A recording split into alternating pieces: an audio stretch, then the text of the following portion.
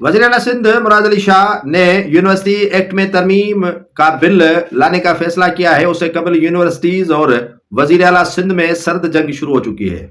अब सिंध की अगर तालीम की बात की जाए तो बेड़ा गर्क हो चुका है, और बेड़ा गर्क करने में कलीदी किरदार है मौजूदा इंतजामिया और सूबाई हुकूमत का। ये चोली दामन का इनका साथ है, और इसमें रगड़ा जा रहा है मेरिट और रगड़ी जा रही है अहलियत। अगर सिंध के तालीम की बात की जाए तो सिंध में तालीम का कोई पुरसाने हाल भी नहीं है, और तालीम बची भी नहीं है। प्राइमरी से लेकर कॉलेज, कॉलेज से लेकर यूनिवर्सिटी तक वकील, प्रोफेसर, डॉक्टर, पीएचडी की मतलब की डिग्रियां तो मौजूद है, लेकिन सिंध के अंदर वो अहलियत मौजूद नहीं है। अभी मैं आपको एक मिसाल दूंगा कि सिंध हाई कोर्ट में एक जज तैनात किया गया है जिसको अंग्रेजी तक नहीं आती है, और आप हमें बताएं कि वो कानून की किस तरह जो है वो पासदारी करेगा और किस तरह जो है वो इसे बेहतर अंदाज में चलाएगा।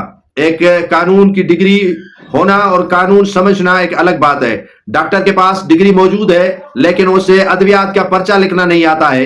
टेस्ट रोज ली जाती है, ये न जाने इस टेस्ट लेने का मकसद क्या है, जो पैसों के एवज जो है वो उनको पास कराया जाता है। तो सिंध के तालीम के अंदर अवाम के साथ बड़ा खिलवाड़ हो रहा है, और इस खिलवाड़ में इंतजामिया और सूबाई हुकूमत बराबर की शरीक है। और आगे चलकर हम नस्लों को बताएंगे कि हमारी तालीम के साथ कितना जुल्म और खिलवाड़ हुआ, और खिलवाड़ मौजूदा हुक्मरानों ने ब्यूरोक्रेसी के साथ मिलकर किया है। तरामीम कितनी भी कर ले, लेकिन अब जब सिस्टम अंधा होगा तो आवाम के साथ जुल्मी और बर्बरियत होगी।